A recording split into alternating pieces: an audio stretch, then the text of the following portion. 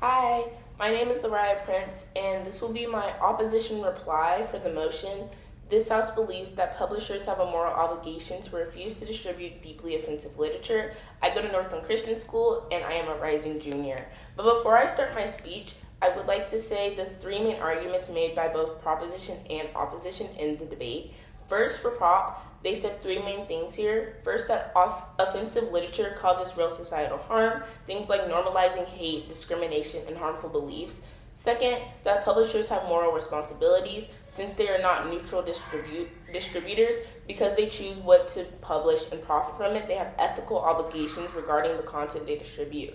But last argument then is refusing distribution limits the spread of harmful ideas. Offensive works gain legitimacy and reach through established publishers. Refusing publication reduces their influence and audience. But then for opposition, there are three main arguments. First, where restricting literature does not solve the harm because offensive ideas continue to exist through other platforms. Suppression hides ideas rather than addressing them. But second, harmful ideas should be challenged, not censored.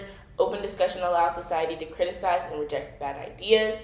Public scrutiny is more effective than removal. But third and finally, publishers should not be moral gatekeepers. Deeply offensive is subjective in itself. Giving publishers power to decide what society can read risks arbitrary censorship and abuse. But moving on to my speech.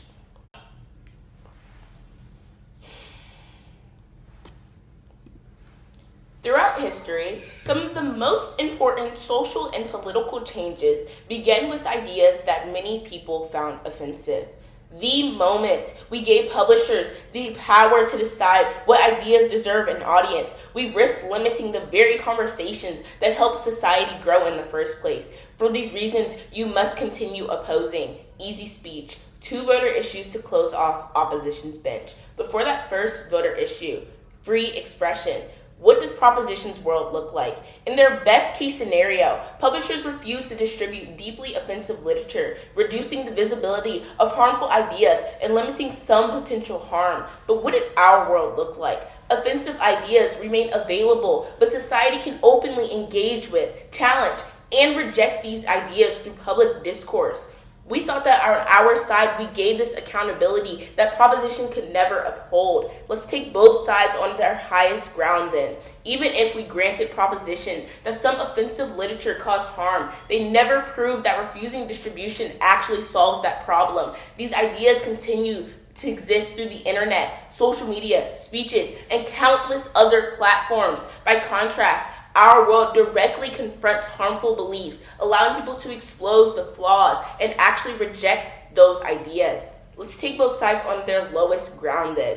At worst, our world allows offensive ideas to be discussed and challenged publicly. At worst, their world simply hides those ideas from view without eliminating them, making them harder to scrutinize and easier to mythologize. If harm still exists in both worlds, the world with greater free expression and greater ability to challenge bad ideas is more preferable. Therefore, we win this clash because our world protects free expression while providing a better mechanism for combating harmful ideas. But moving on to our second voter issue then, on moral obligations of publishers. What did proposition's world look like? Publishers act as moral gatekeepers, deciding which ideas are too offensive for distribution because they believe publishers are responsible for preventing harms. But what did our world look like? Publishers remain facilitators rather than moral regulators, while responsibility stays with authors who create ideas and individuals who choose whether to engage with them.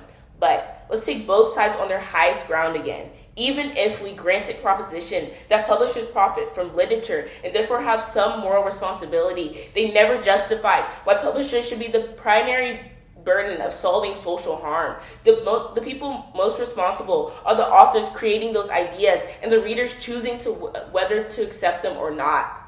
Our world preserves clear accountability while avoiding the need for publishers to act as arbiters of acceptable thought. But let's take both sides on their lowest ground. At worst, our world leaves difficult moral decisions to individuals. At worst, their world creates an impossible standard where publishers must constantly determine what qualifies as deeply offensive across different cultures, communities, and public contexts. This transfers responsibility into something that cannot be fulfilled as an obligation anymore. Therefore, we win this clash because our model places responsibility on those creating and engaging with ideas rather than those who merely facilitate access to it. Weighing then.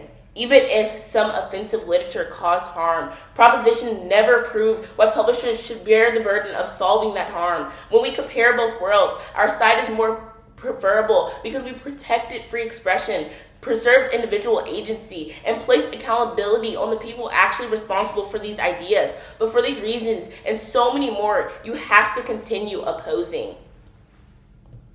Thank you.